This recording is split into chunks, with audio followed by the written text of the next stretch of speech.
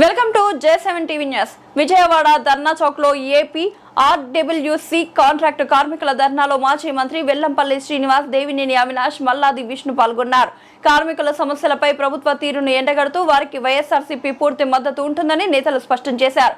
ఈ రోజు ధర్నా చౌక్ లో 48 గంటల పాటు వాళ్ళ సమస్యల కోసం, వాళ్ళ న్యాయమైనటువంటి ధర్మమైనటువంటి కోరికలు పరిష్కరించాలని ఆర్డబ్ల్యూఎస్ సంబంధించినటువంటి కాంట్రాక్ట్ వర్కర్లందరూ కూడా ఈ రోజు నుంచి రేపు సాయంత్రం వరకు కూడా ధర్నా చౌక్లో నిరసన తెలియజేస్తున్నారు. వీళ్ళందరూ కూడా గ్రామీణ వాటర్ సప్లై దాంట్లో పనిచేసేటటువంటి చిన్న చిన్న కార్మికులు, ఎలక్ట్రీషియన్లు, ప్లంబర్లు, లేకపోతే మోటార్లు తిప్పేవాళ్ళు, వాచ్మెన్లు, అంటే వాళ్ళ కుటుంబాలు ఎంత ఆర్థికంగా ఇబ్బందుల్లో ఉంటాయో వాళ్ళు పనిచేస్తేనే వాళ్ళకి కుటుంబం నడుస్తుంది. అలాంటిది ఈ ప్రభుత్వానికి పేదవాళ్ళు అంటే పట్టదు, ఈ ప్రభుత్వానికి సామాన్య కార్మికులు అంటే పట్టదు.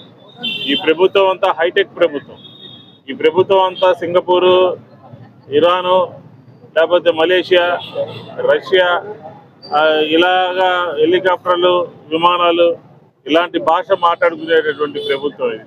పేదవాడి ఆకలి ఏం తెలుస్తుంది, పేదవాడి సంగతి ఏం తెలుస్తుంది? వాళ్ళు ఏమడుగుతున్నారు? సక్రమంగా జీతాలు ఇవ్వండి, పిఎఫ్ ఇవ్వండి, ఆరోగ్య సౌకర్యం కల్పించండి అని అడుగుతా ఉన్నారు. దాన్ని కూడా చేయలేనటువంటి ప్రభుత్వం ఎందుకు? పంచాయతీరాజ్ శాఖ అంటే పంచాయతీరాజ్ శాఖ పనిగట్టుకుని కావాలని నాకు ఇంట్రెస్ట్ అని పవన్ కళ్యాణ్ గారు అడిగి తీసుకున్నారు. అవునా కదా? ఏమైంది అది? పంచాయతీరాజ్ శాఖలో పూర్తిగా ఎన్ఆర్ఈజిఎస్ అని ఒక స్కీమ్ ఉండేది, దాన్ని జీరామ్జీ అని మార్చారు. అది పూర్తిగా ఆంధ్రప్రదేశ్లో అవినీతిమయమైపోయింది. ఇప్పుడు మార్చినటువంటి దాని ప్రకారం రాష్ట్ర ప్రభుత్వం మీద భారం పడి కేంద్ర ప్రభుత్వం భారాన్ని తగ్గించుకుంది. ప్రతి జిల్లాలోనూ కూడా డబ్బులు పెండింగ్ ఉన్నాయి. అలాగే రూరల్ వాటర్ సప్లై, అది కూడా పంచాయతీరాజ్ వ్యవస్థ సక్రమంగా నడవాలి అనంటే, గ్రామీణ ప్రాంతాల్లో వాటర్ సప్లై అందరికీ అందాలి అనంటే, వీళ్ళు దాదాపుగా 7,000 మంది 8,000 మంది ఉన్నటువంటి ఈ వ్యవస్థ సక్రమంగా పనిచేస్తేనే అందరికీ వాటర్ సప్లై ఇవ్వగలుగుతాం. అదేమీ లేకుండా, దాని గురించి పట్టించుకోకుండా 2 సంవత్సరాలు వాళ్ళకి మాట్లాడటానికి, చర్చించడానికి సుముఖత చూపకుండా, ఏంటి పవన్ కళ్యాణ్ గారు ఇది? వాళ్ళందరూ హలో లక్ష్మణ అని చెప్పని ధర్నా చౌక్లో ధర్నా చేస్తా ఉంటే పంపించండి ఒక సీనియర్ ఆఫీసర్ని, మీకు సంబంధించినటువంటి ఒక సీనియర్ ఆఫీసర్ని రేపు సాయంత్రం దాకా ఉంటారు, పంపించి చర్చలు జరపమనండి, సమస్యని పరిష్కరించమనండి. అదేమీ లేకుండా వాళ్ళ మానాన్ని వాళ్ళు వదిలేసి అధికారులేమో ప్రభుత్వ నిర్ణయం అంటారు, ప్రభుత్వంలో మంత్రి గారేమో దాన్ని టైం ఇవ్వరు, లేకపోతే ఇంటర్వ్యూ ఇవ్వరు. ఇది చాలా దారుణమైన పరిస్థితి. అలాగే శ్రీకాకుళంలో పెద్ద పెద్ద కాంట్రాక్టులకి కట్టబెడుతూ 20-30 సంవత్సరాలుగా పనిచేస్తున్నటువంటి సామాన్యుల్ని తొలగిస్తే, 100 మందిని ఒకేసారి తొలగిస్తే ఇవాళ ఎలా బతకాలి వాళ్ళు? వాళ్ళకి రక్షణ ఇది, ఉద్యోగ భద్రత ఇది. కాంట్రాక్ట్ కార్మికులు కానీ ఎంతకాలం పనిచేస్తారు? వీళ్ళందరినీ కూడా ఆప్కాస్లోకి తీసుకురండి. ఆప్కాస్ అనేది ఒక మంచి వ్యవస్థని మేము క్రియేట్ చేశాం కదా, ఆ వ్యవస్థలోకి వీళ్ళందరినీ తీసుకొచ్చి ఉద్యోగ భద్రత కల్పించి ఎవరిని ఉద్యోగాల నుంచి తొలగించకుండా వాళ్ళ ద్వారా ప్రజలకి మేలైనటువంటి సౌకర్యాలు కల్పించాలని చెప్పని వైఎస్ఆర్ కాంగ్రెస్ పార్టీ డిమాండ్ చేస్తాం. జగన్మోహన్ రెడ్డి గారు, మీకు తెలుసు ఈ రాష్ట్రంలో ఏం జరుగుతుందో. ప్రభుత్వంలో వాళ్ళున్నా సమస్యలు పరిష్కారం అవ్వాలనండి, సమస్యలు ప్రపంచానికి తెలియాలంటే జగన్మోహన్ రెడ్డి గారు ఒక్కసారి ఆ సమస్యని టేకప్ చేస్తే ప్రభుత్వం ఉరుకులు పరుగులు పెడతా ఉంది. ఆక్వా రైతుల సమస్య తీసుకున్నాం, 3 మంత్రులు ఢిల్లీ పోయారు. అలాగే మామిడి సంబంధించినటువంటి సమస్య తీసుకున్నారు, కింద మీద పడతా ఉన్నారు.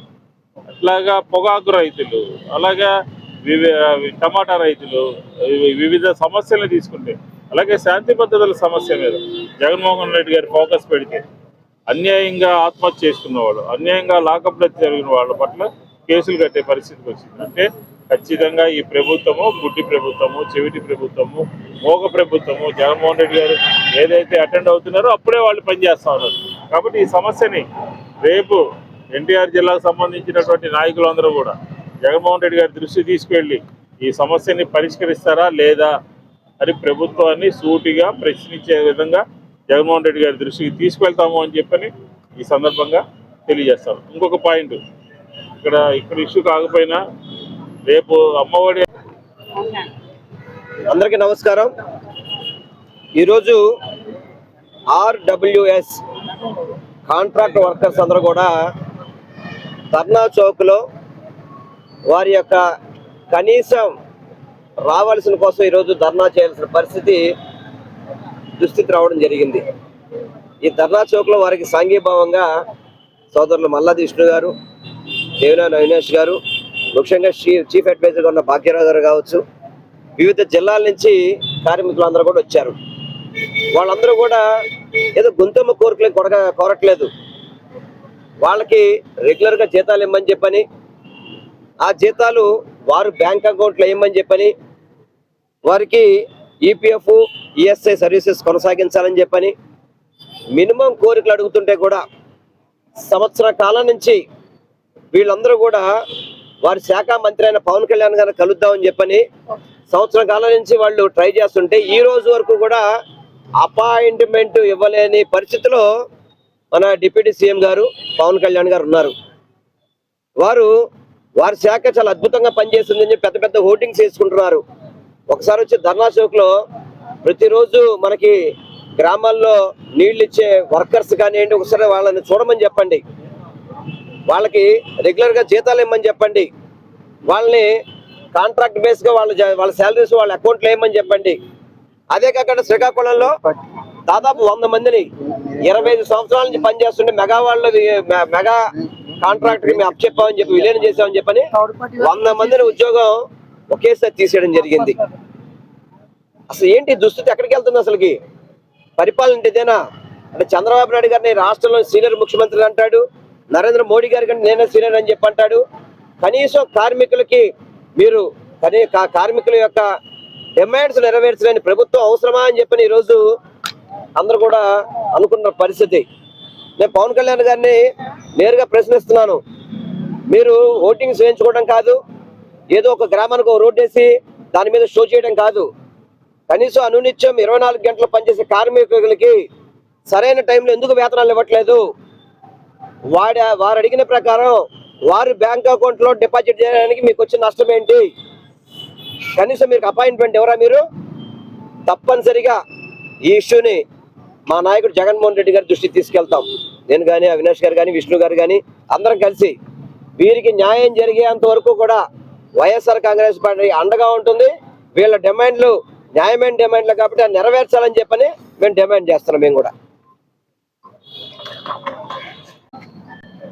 విజయవాడ ధర్నా చౌక్లో RWS కాంట్రాక్ట్ వర్కర్లు గ్రామీణ ప్రాంతంలో రక్షిత మంచినీరు అందించే ఎవరైతే కార్మిక సోదరులు ఉన్నారో ఈరోజు ధర్నా చౌక్లో దాదాపుగా 2 రోజులుగా కష్టాలు పడుతూ ఇబ్బందులు పడుతూ మాకు ఈ కష్టాలు ఉన్నాయి, ఈ కూటమి ప్రభుత్వం అధికారంలోకి వచ్చిన తర్వాత మేము ఇన్ని ఇబ్బందులు పడుతున్నాం, మాకు న్యాయం చెయ్యాలి అని చెప్పని ఈరోజు వాళ్ళందరూ గారు ధర్నా చేస్తుంటే కూటమి ప్రభుత్వంలో ఏ ఒక్క నాయకుడు కానివ్వండి, అధికారులు కానివ్వండి స్పందించకుండా ఈరోజు కాలయాపన చేస్తున్నారు.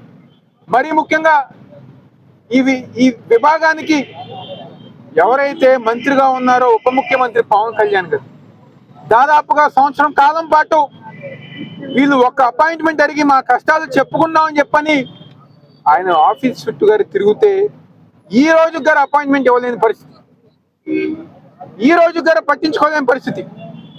ఇందాకే పెద్దలు మా శ్రీనివాసరావు గారు చెప్పారు, పెద్ద కోరికలేం కాదు, మా జీతాలు మాకు సవ్యంగా ఇవ్వండి. దాదాపుగా 15 నెలలు 20 నెలల నుంచి మాకు జీతాలు ఇవ్వట్లేదు. శ్రీకాకుళం జిల్లాలో మా సోదర కార్మికుల్ని తొలగిస్తాం జరిగింది, వాళ్ళందరినీ మళ్ళీ పనిలో పెట్టుకోండి, మాకు కావాల్సిన న్యాయం, మాకు కావాల్సిన హక్కు మాకు కల్పించండి, థర్డ్ పార్టీ వ్యవస్థ రద్దు చేయండి, మమ్మల్ని గారు ఆప్కాస్లో పెట్టండి అని చెప్పని చిన్న కోరికలు ఈరోజు కార్మిక సోదరులు కోరుతుంటే అవి గారు పట్టించుకోలేని విధంగా ఈరోజు డిప్యూటీ సీఎం గారు ఉన్నారు. చంద్రబాబు గారు ఏం చేస్తున్నారో తెలియట్లా, లోకేష్ గారు ఏం చేస్తున్నారో తెలియట్లా. ఒక పక్కేమో డప్పులు కొట్టుకుంటున్నారు, మాది మంచి ప్రభుత్వం అని చెప్పని. ఇంకో పక్కేమో రోడ్డు మీద పాపం ప్రజానీకం కానివ్వండి, ఉద్యోగస్తులు కానివ్వండి, చిన్న కార్మికులు కానివ్వండి, ఈరోజు రోడ్డు మీద ఉండే పరిస్థితి ఇంకో పక్క మన అందరం గారు చూస్తాం. ఎప్పటికన్నా కళ్ళు తెరిచి ఈ కార్మిక సోదరులకి న్యాయం చేయాలని చెప్పి ఈరోజు వైఎస్ఆర్ కాంగ్రెస్ పార్టీ తరఫున డిమాండ్ చేస్తున్నాం. మా నాయకుడు జగన్మోహన్ రెడ్డి గారి దృష్టికి ఈ సమస్య గారు తప్పకుండా నేను కానివ్వండి, పెద్దలు విష్ణు గారు, వెల్లంపల్లి శ్రీనివాసరావు గారు, మీ అందరం గారు తీసుకెళ్తాం. ఎవరైతే ముఖ్యంగా భాగ్యరావు గారు ఉన్నారో, లేకపోతే ఆయన ఒక బృందం ఉందో, తప్పకుండా వాళ్ళం గారు ఒక రిప్రజెంటేషన్ ద్వారంగా ఆ రూపంలో జగన్మోహన్ రెడ్డి గారి దగ్గరికి తీసుకెళ్ళి మీ సమస్యను ముందుకు తీసుకెళ్లే విధంగా ప్రతిపక్ష పార్టీగా మా వంతు పాత్ర గారు మీరు పోషిస్తాం. ఎందుకంటే ఈ రాష్ట్రంలో జగన్మోహన్ రెడ్డి గారు స్పందిస్తేనే కూటమి ప్రభుత్వం కదులుతుంది. జగన్మోహన్ రెడ్డి గారు ఆక్వా రైతుల గురించి మాట్లాడితే ఈరోజు ఢిల్లీ వెళ్ళారు, పొగాకు రైతుల గురించి మాట్లాడితే ఈరోజు ఢిల్లీ వెళ్ళారు. ఎవరైనా అన్యాయంగా పోలీసు దారిలో చనిపోతే వాళ్ళ గురించి స్పందిస్తే వాళ్ళకి ఏదో న్యాయం చేయాలని చెప్పి ముందుకు వస్తాం కానివ్వండి. ఈ రాష్ట్రంలో ఏ చిన్న సమస్య అయినా జగన్మోహన్ రెడ్డి గారు స్పందిస్తేనే ఈ ప్రభుత్వం ముందడుగు వేస్తుంది. కాబట్టి తప్పకుండా మీకు అన్ని విధాలుగా మా పార్టీ, మా నాయకుడు జగన్మోహన్ రెడ్డి గారు మీకు అండగా ఉంటారని చెప్పని కార్మిక సోదరులు ప్రతి ఒక్కరి గారు తెలియజేస్తూ సెలవు తీసుకుంటున్నాను. మంది అందరూ కూడా 90% దళితులు, బీసీలు ఈ కార్మిక వర్గంలో. మొత్తం ఆంధ్రప్రదేశ్ రాష్ట్రంలో గ్రామాల మొత్తానికి మంచినీళ్ళు ఇచ్చేటువంటి వాళ్ళు, అందరికీ మంచినీళ్ళు ఇచ్చేటువంటి ఈ కార్మికులు వాళ్ళ జీవితాలు చిన్నాభిన్నంగా ఉన్నాయి. ప్రభుత్వాలు పట్టించుకోవటం లేదు. 21,000 రూపాయలు ప్రతి కార్మికుడికి జీతం ఇవ్వాలని ప్రభుత్వానికి కాంట్రాక్టర్కి జరిగినటువంటి ఒప్పందంలో ఉన్నప్పటికీ ఒప్పందాలన్నీ పక్కన పెట్టి కాంట్రాక్టర్లు సంవత్సరానికి ఒకసారి నెలకు 5,000, 6,000 ఏదో భిక్షలాగా, దయాదాక్షిణ్యంలాగా ఈ కార్మికులకు ఇస్తున్నారు. ఈ రాష్ట్రంలో లక్షలాది మంది ఉద్యోగులు ఉన్నారు, ప్రభుత్వ ఉద్యోగులు. నెల జీతాలు తీసుకోకుండా, జీతాలు ఇవ్వకుండా ఏ ఉద్యోగైనా పనిచేస్తున్నాడా? ఏ ఉద్యోగైనా ఉద్యోగం చేస్తాడా? ఎందుకని ఈ కాంట్రాక్టర్ కార్మికులు, ఈ ఆర్డబ్ల్యూఎస్ కార్మికులు మాత్రమే జీతాలు లేకపోయినా పనిచేయాలి, జీతాలు లేకపోయినా పోయి జనానికి నీళ్లు ఇవ్వాలి? ఎందుకని వీళ్ళకి దుస్థితి? వీళ్ళకి పిల్లలు ఉన్నారు, కుటుంబాలు ఉన్నారు, వీడి జీవితాలు ఎలా బతుకుతారు? వీళ్ళకి పిఎఫ్ లేదు, ఈఎస్ఐ లేదు, కార్మిక భద్రత లేదు. మరి చట్టాన్ని ఉల్లంఘించినా కూడా పట్టించుకోరు, జిల్లాల్లో పర్యవేక్షణ లేదు. ఈ విషయాన్ని ప్రభుత్వం దృష్టికి తీసుకెళ్లినా కూడా ఎవరు పరిష్కారం చేయటం లేదు. ఈ పరిస్థితుల్లోనే సమస్యల పరిష్కారం కోసం, లక్షలాది మంది కార్మికుల సమస్య పరిష్కారం కోసం డిమాండ్ చేస్తూ ఈ రోజున మరి హైదరాబాద్, మన రాష్ట్ర రాజధానిలో విజయవాడలో ధర్నా చేయడం జరుగుతుంది. ఈ ధర్నా ద్వారా ప్రభుత్వం తెలుసుకొని సమస్యలు పరిష్కరించాలని కోరుతున్నాం. అన్ని రాజకీయ పార్టీలను మేము ఈ ధర్నాకు పిలిచాం. తెలుగుదేశం, బీజేపీ, జనసేనను కూడా మేము ఈ ధర్నాకు పిలిచాం. వైసీపీని పిలిచాం, సిపిఐ, సిపిఎంను పిలిచాం. వాళ్ళు కూడా అందరూ వస్తున్నారు సంఘీభావం తెలిపేదానికి. ఖచ్చితంగా ఆర్డబ్ల్యూఎస్ కార్మికులకి నెల జీతం వచ్చే వరకు, వాళ్ళకి పిఎఫ్, ఈఎస్ఐ వచ్చే వరకు, కార్మిక భద్రత జరిగే వరకు ఈ పోరాటం కొనసాగుతుంది. ప్రభుత్వం పరిశీలించండి. మేము ఎక్కువేం అడగట్లేదు, కేవలం వాళ్ళ జీతాలు ఇవ్వండి బాబు, వాళ్ళు బతకలేకపోతున్నారు, వాళ్ళ జీతాలు ఇవ్వమని కోరుకుంటున్నాం. పవన్ కళ్యాణ్ గారు దీని మీద దృష్టి పెట్టాలి, ఆయన మంత్రి కాబట్టి కూర్చొని పరిష్కారం చేసి వాళ్ళకి నెల జీతాలు ఇప్పించాలని చెప్పేసి కోరుకుంటూ డిమాండ్ చేస్తున్నాం. జై భీమ్. ఆంధ్రప్రదేశ్ కార్మికుల సమస్యలను ప్రభుత్వం పరిష్కరించాలి. కార్మికులకు జీతాలు వెంటనే ఇవ్వాలి. వర్ధిల్లాలి ఆంధ్రప్రదేశ్ కార్మికుల ఐక్యత. ప్రభుత్వం కార్మికుల సమస్యలను పరిష్కరించాలి. కార్మికులకు నెల జీతాలు 21,000 జీతాలు ఇవ్వాలి. పిఎఫ్, ఈఎస్ఐ కూడా వాళ్ళకి ఏర్పాటు చేయాలి. కాంట్రాక్ట్ కార్మికుల ఐక్యత, ఆంధ్రప్రదేశ్ కార్మికుల ఐక్యత.